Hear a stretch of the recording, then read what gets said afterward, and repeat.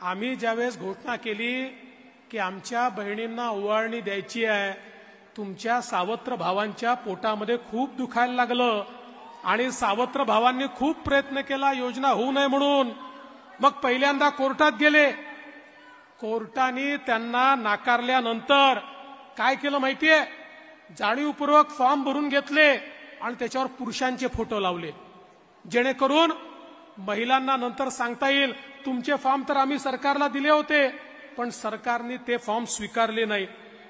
काही ठिकाणी तर मोटरसायकलचे फोटो लावले, कोणी बगीचाचे फोटो लावले.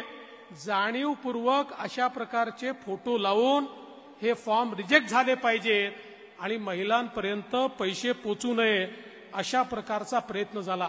हेही करून हे लोक थांबले नाहीत. आपल्या पोर्टलवर मोठ्या प्रमाणात जंक डेटा त्यांनी टाकला, जेणेकरून हे पोर्टल स्लो झालं पाहिजे, हे पोर्टल बंद पडलं पाहिजे. मध्ये 4-5 दिवस ते पोर्टल बंद होतं. मग याच लोकांनी हाहाकार सुरू केला, पोर्टल बंद, पोर्टल बंद, पोर्टल बंद.